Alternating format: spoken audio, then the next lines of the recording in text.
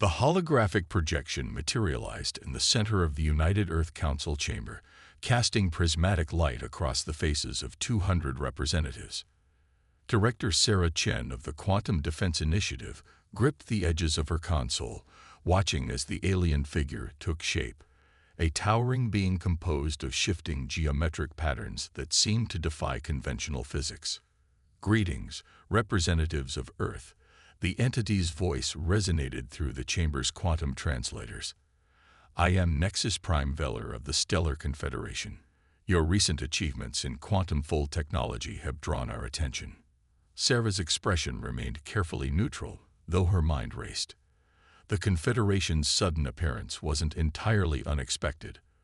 Earth's apparent breakthrough in quantum technology had been a calculated move, a carefully orchestrated display meant to probe the galaxy's political waters.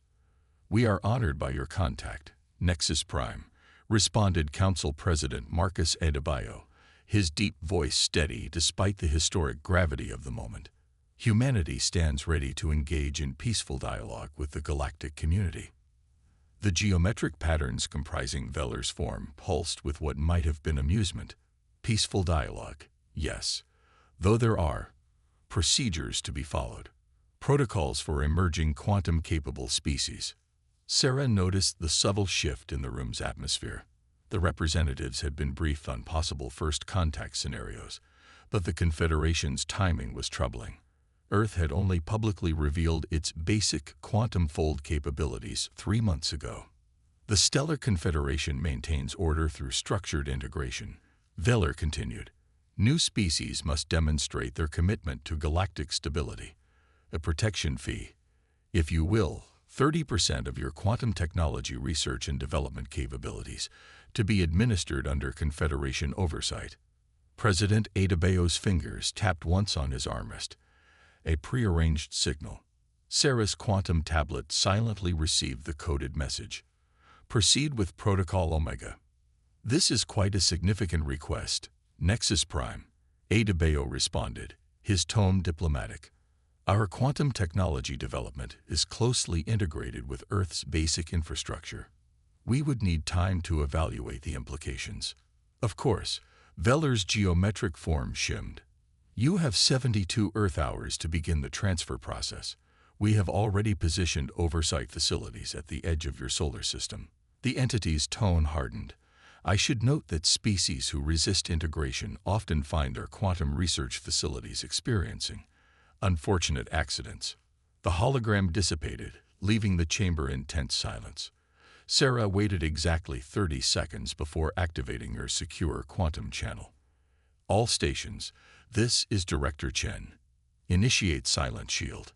Across Earth and throughout the solar system, hidden quantum arrays hummed to life, their energy signatures masked by advanced dampening fields.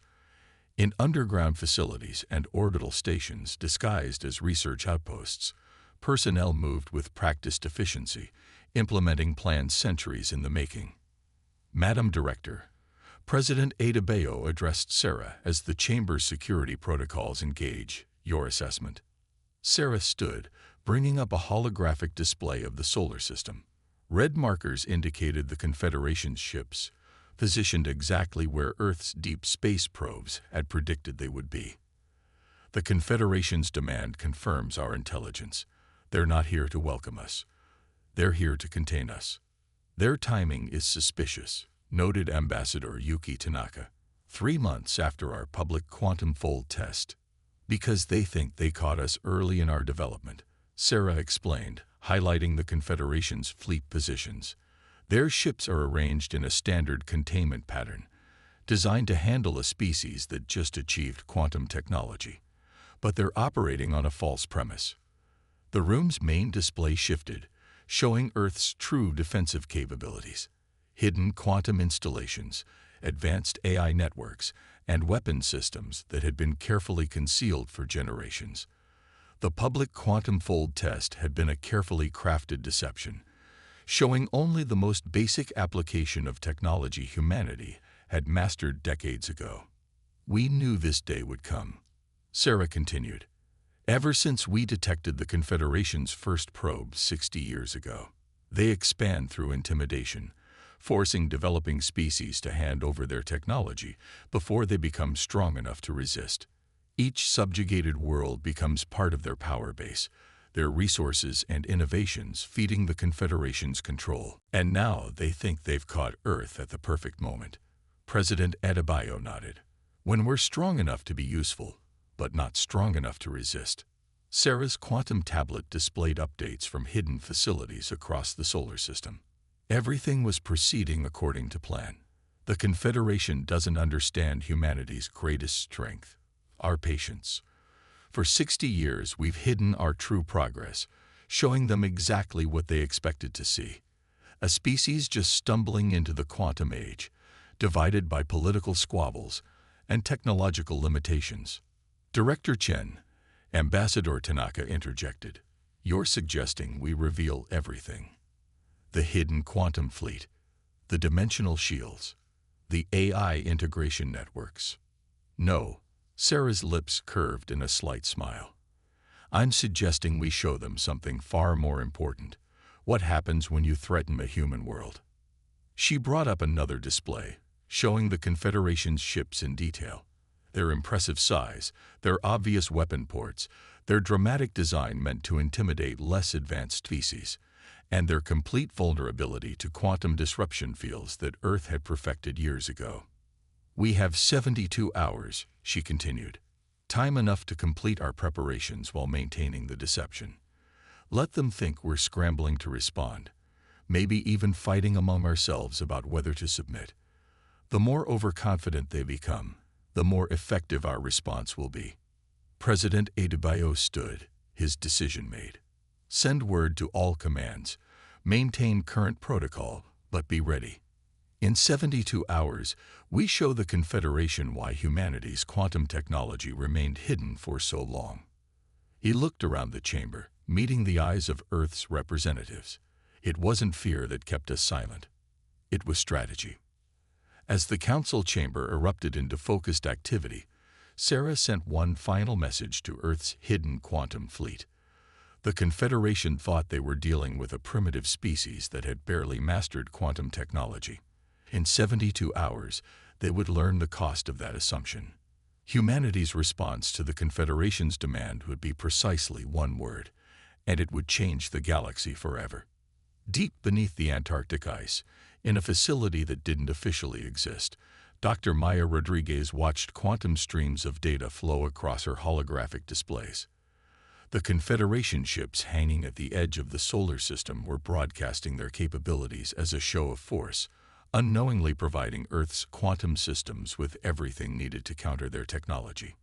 They're actually broadcasting their shield frequencies, Maya muttered, her fingers dancing through the holographic interface. They want us to see how powerful they are. Pride comes before the fall, responded Admiral James Chen, Sarah's brother and commander of Earth's hidden quantum fleet. He stood behind Maya's station, watching as she dissected the Confederation's transmissions. How long until you crack their command protocols? Already done. Maya smiled, bringing up a new display. Their encryption is impressive, if you've never seen quantum phase computing. But they're using a standardized system, probably the same one they force on all their protected worlds. The quantum streams resolved into clear technical specifications, shield harmonics, weapon configurations, engine outputs. Everything the Confederation thought would intimidate a newly quantum-capable species was now an open book to Earth's true defense systems. Across the room, other specialists worked at similar tasks, their quantum interfaces linked to hidden facilities around the world. The massive underground complex housed just one part of humanity's real technological advancement, carefully concealed from Confederation probes for decades. Update from Surface Command, announced Lieutenant Wei through the quantum comm. The Confederation's observers are buying the show. They're recording all the emergency government sessions and public protests. James nodded with satisfaction. On the surface, humanity was playing its role perfectly. News channels showed heated debates about the Confederation's demands. Social media buzzed with panic and speculation. Military units made very visible preparations for what looked like a hopeless defense. "What about the civilian evacuation?" he asked. "Proceeding exactly as planned," White responded. "The Confederation's watching thousands of people flooding into refugee ships, all of them actually combat personnel moving into position. Their scans show exactly what we want them to see: outdated cargo vessels and passenger shuttles running scared." Maya brought up another display, this one showing the true nature of those civilian ships. Behind their carefully crafted exterior signatures, each vessel carried quantum weapon systems that could slice through Confederation shields like paper.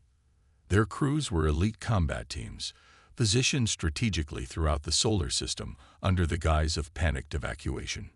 "Signal from Lunar Base," Wei announced. "Director Chen is ready for your update." The quantum comm screen shifted, showing Sarah's face. Despite running Earth's entire defense network, she looked as composed as ever. "Report, Admiral." "Everything's proceeding according to plan," James replied. "Dr. Rodriguez has already broken their encryption. The Confederation's ships are exactly as vulnerable as we predicted." "Good," Sarah nodded. "What about Project Oracle?" James gestured to Maya, who brought up a new set of displays. They showed the culmination of 60 years of secret quantum research, technology that the Confederation couldn't imagine humanity possessing. "Oracle is ready," Maya confirmed. "We've masked the quantum signatures perfectly. When we activate it, they won't know what hit them." "Excellent." Sarah's expression remained neutral, but her eyes showed satisfaction. The Confederation's latest message suggests they're growing more confident. They've started listing which of our facilities they'll oversee first. "They still think we're struggling to decide whether to submit," James noted. "The surface deception is working perfectly."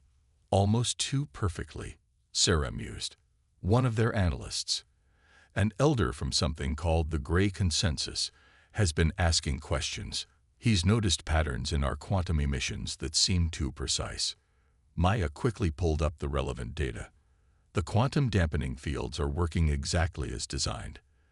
They shouldn't be able to detect anything. "This gray species seems more perceptive than most," Sarah replied. "Fortunately, the Confederation's leadership is dismissing his concerns. Their arrogance works in our favor." James studied the tactical displays, showing both the Confederation's ships and Earth's hidden defenses. 48 hours until deadline. "Should we proceed with the next phase?" "Yes," Sarah decided. "Begin powering up the quantum grid, but keep it masked as atmospheric interference. Let's see how their elder friend reacts to that." As James relayed the orders, Maya's quantum interfaces showed humanity's true power awakening. Beneath the ice, beneath the oceans, in hidden orbital platforms, advanced technology far beyond what the Confederation thought possible began humming to life. "Message from the Chinese quantum complex," Wei reported. "The Southern Hemisphere grid is online. Russia reports Northern Hemisphere compliance in 30 minutes. James watched the power signatures build, carefully hidden behind quantum dampening fields and false atmospheric readings. The Confederation thought they were dealing with a primitive species that had barely mastered quantum technology. In 48 hours, that illusion would shatter. "Dr. Rodriguez," he turned to Maya, "begin final calibration of Project Oracle. When the Confederation demands our answer, we'll give them something they'll never forget." Maya's hands moved through the quantum interface, fine-tuning the most advanced technology ever created by human hands. On the surface, Earth continued its carefully choreographed dance of fear and indecision. But here, deep beneath the ice, humanity's true strength was awakening. The Confederation had given Earth 72 hours to submit to their demands. They didn't realize they had given humanity exactly the time needed to perfect their response. A response that would reshape the galaxy's understanding of what humans were capable of when threatened. In the quantum comm screen, Sarah allowed herself a small smile. 48 hours, brother. Make them count. "Oh, we will," James promised, watching humanity's hidden power come alive across his displays. After all, we've been preparing for this moment for 60 years. Above them, the Confederation's ships loomed at the edge of the solar system, their crews confident in their technological superiority. They had no idea they were about to learn a lesson about underestimating humanity, a lesson they would never forget. The holographic star map floating above the Antarctic Command Center showed hundreds of Confederation ships moving into attack position. With 6 hours remaining until their deadline, they were preparing to demonstrate their power to the seemingly primitive humans below. They're positioning themselves exactly as predicted, Admiral James Chen noted, watching the enemy fleet's formation. Tactical positioning straight from their standard playbook. Almost disappointing, really, Maya Rodriguez responded, her fingers moving through quantum interfaces as she monitored Project Oracle's final preparations. You'd think a civilization that claims to rule the galaxy would be more creative. The Confederation fleet had arranged itself in a textbook intimidation pattern, their massive ships forming a web around Earth's orbital space. To their sensors, they faced a panicked planet with a handful of primitive quantum-fold ships and no real defenses. The truth was something else entirely. Signal from Lunar Command, Lieutenant Wei announced. Director Chen is initiating Phase 3. The quantum comm screen illuminated, showing Sarah Chen's face. Status report. Project Oracle is at full power, Maya responded. All systems masked and ready. The Confederation's sensors still show exactly what we want them to see. Excellent. Sarah nodded. Our friends above are getting impatient. Their latest message suggests they're planning a demonstration of their power in the next hour. Apparently, they want to ensure our cooperation by showing us what happens to resistance. James studied the tactical display. They're positioning their primary weapons platform above the Pacific. Classic shock and awe tactic. They'll probably try to vaporize a small island as a warning. Let them try. Maya's smile held no humor. The quantum shield grid has been active for weeks. They just can't see it. On the surface, Earth continued its appearance of chaos and fear. News channels showed emergency evacuations of Pacific Islands, panicked government meetings, and military forces scrambling in futile preparation. The Confederation's observers recorded it all, growing more confident with each passing hour. Message from the Grey Elder, Wei reported. He's making another appeal to the Confederation leadership. Says our quantum emissions are too structured for a primitive species. Smart old being, Sarah mused. Too bad his superiors are too arrogant to listen. Are we ready for the next phase? James nodded. All civilian ships are in position. Combat crews ready. Hidden fleet standing by. Project Oracle is primed and waiting for your signal. Good. Sarah's expression hardened. Because our friends above just moved up their timetable. They're targeting the Galapagos Islands for their demonstration. Impact in 20 minutes. The command center erupted into focused activity. This was the moment they had prepared for, the culmination of 60 years of patience and planning. All stations, James broadcast through the quantum comm. This is Admiral Chen. Operation Starburst is now active. Commence countdown on my mark. Maya's hands danced through the quantum interface, bringing Project Oracle to full power. Across the solar system, hidden quantum arrays hummed to life, their energy perfectly masked by technology the Confederation couldn't even imagine. Confederation ships powering up main weapons, Wei reported. Their energy signature is massive. They want us to detect it, to know what's coming. How kind of them to be so obvious, Maya muttered, making final adjustments to Oracle's targeting systems. Their shield harmonics are locked in. They don't even bother changing frequencies between shots. The massive holographic display showed the Confederation's primary weapon platform moving into firing position. Energy built up in its main cannon, a show of force meant to break humanity's will to resist. They're broadcasting their ultimatum, Wei announced, demanding our immediate surrender and compliance. Sarah's face on the quantum comm showed grim satisfaction. Send our response. James nodded to Wei, who transmitted a single word back to the Confederation fleet. No. For 3 seconds, nothing happened. Then the Confederation's weapon platform unleashed its full power toward the Galapagos Islands, only to have the beam splash harmlessly against an invisible barrier 50 kilometers above the Earth's surface. Quantum shield holding steady, Maya reported calmly.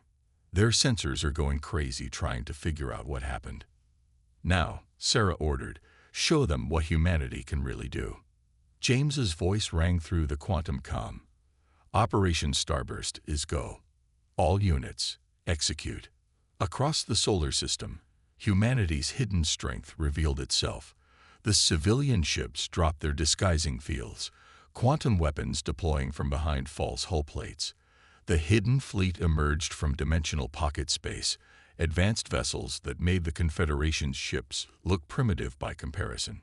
And Project Oracle, humanity's greatest achievement, began to sing. Quantum energy cascaded through networks that had waited decades for this moment. The Confederation's impressive technology never stood a chance. Their shields collapsed under frequencies they couldn't detect. Their weapons died as quantum disruption fields touched their ships. Their communications dissolved into static as humanity's true capabilities emerged from hiding. By all the stars, the Grey Elder's voice cut through the confusion on the Confederation channels. They were never primitive at all. In the Antarctic Command Center, Maya watched her displays with satisfaction as Project Oracle did its work. The Confederation fleet hung helpless in space, their mighty ships rendered powerless by technology they hadn't known existed. Message from Director Chen, Wei announced. She says it's time for the final phase. James nodded, activating the quantum comm to all channels, both human and Confederation. This is Admiral James Chen of the Earth Defense Force. Your demonstration is complete. Now it's our turn to demonstrate something. What happens when you threaten a human world? Above them, Project Oracle reached full power, and the galaxy's balance of power changed forever. Nexus Prime Velar's geometric form flickered with barely contained rage as it faced the collected representatives of Earth in the quantum-linked conference. What had begun as a routine integration of a primitive species had become the Confederation's greatest diplomatic crisis in 10,000 years. You deceived us. Velar's translated voice carried notes of both anger and disbelief. For decades, you hid your true capabilities. We protected ourselves, Sarah Chen responded calmly. Behind her, holographic displays showed the Confederation fleet still suspended in quantum stasis fields, their mighty ships helpless against technology they hadn't known existed. Your own actions proved we were right to do so. The Grey Elder moved into view beside Velar, his ancient eyes studying the humans with newfound respect. The pattern in your quantum emissions, I should have realized sooner. It wasn't primitive technology failing to mask itself. It was advanced technology, deliberately revealing exactly what you wanted us to see. The real question, President Adebayo interjected, is what happens next. Your fleet is disabled but unharmed. Your crews are safe. But I think we all understand that the old balance of power no longer exists. In orbital stations across the solar system, other conversations were taking place. Representatives from dozens of subjugated species had made contact, their messages ranging from cautious inquiry to desperate pleas for help.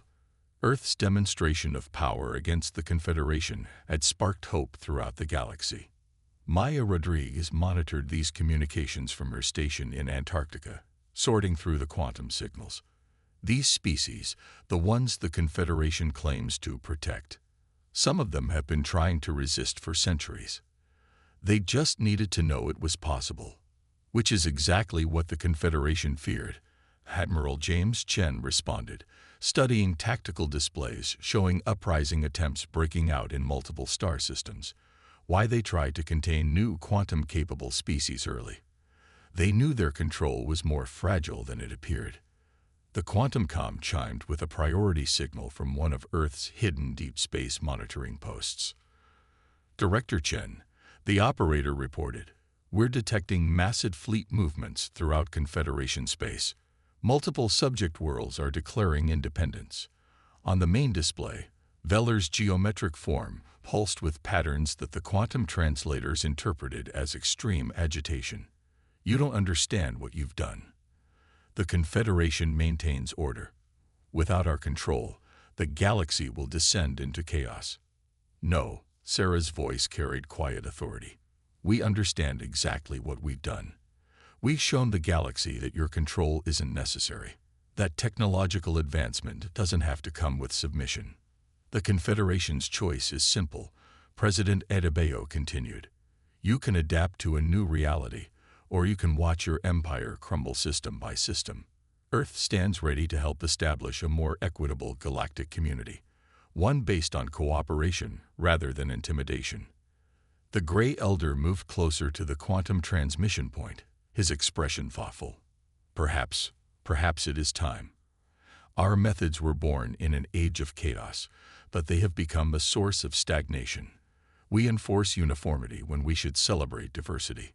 You would throw away 10,000 years of stability, Veller demanded.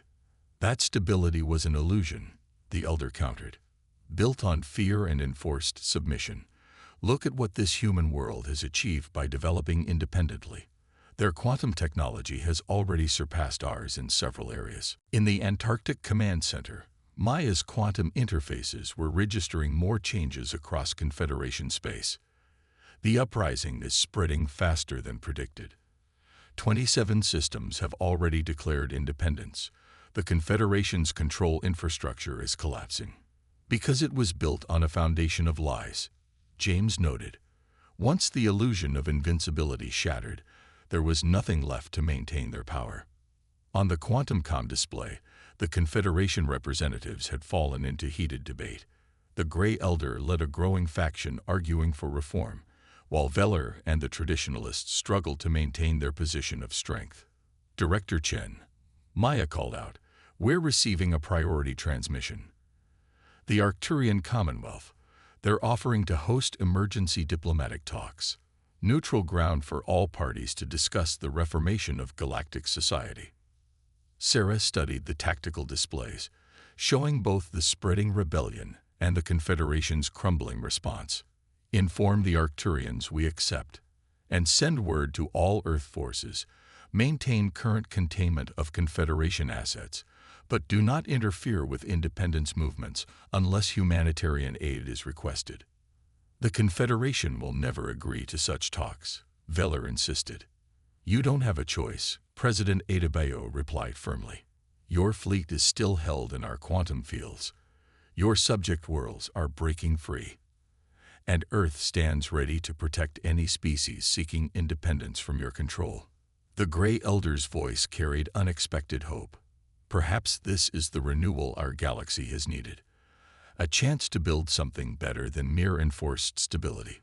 As the quantum transmission ended, Sarah turned to her brother. Status of Project Oracle. Maintaining full containment of Confederation forces, James reported. Maya's modifications exceeded all expectations. Their ships won't move until we allow it. Sarah nodded, watching the holographic displays show the wave of change spreading across the galaxy.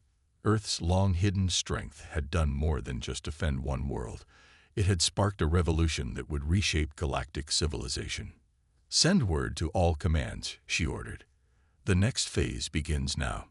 Humanity didn't wait 60 years and develop all this technology just to replace one form of control with another. We're going to help build something new. A galaxy where every species has the right to develop on their own terms. Above them, the stars seemed to shine brighter, as if reflecting the hope spreading across thousands of worlds. The Confederation's age of control was ending. What would replace it remained to be seen, but humanity would help ensure it was something better than what came before. The Arcturian diplomatic station hung in neutral space like a crystalline flower, its quantum-forged petals collecting light from 3 different stars. Inside its central chamber, representatives from 200 formerly subjugated species gathered with Earth's delegation to witness a historic moment. 6 months had passed since humanity's revelation of its true power. 6 months of careful negotiations, peacekeeping operations, and technological assistance to worlds breaking free from Confederation control. Now, it was time to formalize a new galactic order.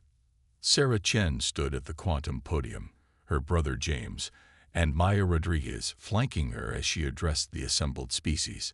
The Grey Elder sat in a position of honor, having led the Reformation movement within the Confederation's former leadership. "We gather here not to replace one form of control with another," Sarah began, her words translated into hundreds of languages simultaneously, "but to establish something unprecedented, a galactic community based on mutual respect and independent development." Through quantum displays, billions watched across thousands of worlds. The Confederation's era of enforced uniformity was ending, replaced by something new and uncertain, but filled with possibility. Earth kept its advancement hidden for 60 years. Sarah continued, "Not out of fear, but because we understood something fundamental. True progress cannot be forced. Each species must be free to develop according to their own nature, their own values, their own path to the stars." Maya monitored the quantum feeds, watching reactions spread across the galaxy. Former Confederation worlds were signing the new accords one by one, choosing to join what would be called the Stellar Alliance, a cooperative framework that protected independence while encouraging voluntary collaboration. "The technology we developed in secret," Sarah explained, "will now be shared openly with all Alliance members, not as a requirement, but as an offering. Each world will choose what to accept, what to adapt, and what to develop on their own." James watched the tactical displays with satisfaction. The last Confederation holdouts had finally accepted reality, agreeing to integrate into the new system. Their mighty fleets would be partially decommissioned, with remaining ships redistributed among newly independent worlds. But technology alone is not enough. Sarah's voice carried conviction. The Confederation's greatest mistake was believing that uniformity meant stability. They forgot that diversity, of thought, of approach, of development, is the true source of progress. The Grey Elder rose, his ancient form moving to stand beside Sarah. "For 10,000 years, we enforced what we thought was order. We were wrong. In 6 months, we have seen more genuine advancement, more innovation, more hope than in centuries of control." Through quantum comm, President Adebayo's voice joined from Earth. The Stellar Alliance Charter establishes 3 fundamental principles: the right of each species to develop independently, the commitment to share knowledge voluntarily, and the pledge to defend these freedoms for all members. Maya's quantum interfaces showed the ripple effects of these changes. Worlds that had been forcibly held at primitive levels were advancing rapidly, incorporating shared technology with their own unique approaches. Species that had been enemies under Confederation rule were establishing diplomatic relations, finding common ground in their newly gained independence. Project Oracle, Sarah revealed, was never just a weapon. It was a key, a way to break the Confederation's control while minimizing harm. But its true purpose is what we do next. The quantum displays showed the project's full scope for the first time. Not just defensive technology, but a comprehensive system for sharing knowledge, coordinating resources, and protecting independence across vast distances. Some feared that breaking the Confederation's control would lead to chaos, Sarah acknowledged. Instead, we've seen something remarkable: species reaching out to help each other, combining different approaches to solve common problems, advancing together while maintaining their unique identities. The Grey Elder's voice carried ancient wisdom. Perhaps this was inevitable. The galaxy was never meant to be controlled, only nurtured. Humanity showed us a better way, not through conquest or submission, but through patience, innovation, and respect for diversity. As the formal signing of the Alliance Charter began, Sarah stepped back from the podium. She watched representatives from hundreds of worlds, each unique in form and thought, come together not in uniformity, but in celebration of their differences. "It worked better than we hoped," Maya whispered, showing data streams of technological and social advancement spreading across former Confederation space. "They're not just accepting freedom, they're embracing it." Because deep down, every species wants the same thing, James replied. The chance to find their own way to the stars. Sarah watched the continuing ceremony, remembering Earth's long wait in the shadows. The Confederation had thought they were containing a primitive species, never realizing they were instead witnessing something unprecedented. Humanity's patient, careful preparation not just for independence, but for helping forge a new age of galactic cooperation. The hard part begins now, she said quietly. Building something new is always more challenging than breaking something old, but for the first time in 10,000 years, the galaxy is truly free to try. Above them, the three suns of the Arcturian system cast ever-changing light through the station's quantum-forged petals. Like the new alliance itself, no two moments were exactly the same. And that was exactly as it should be.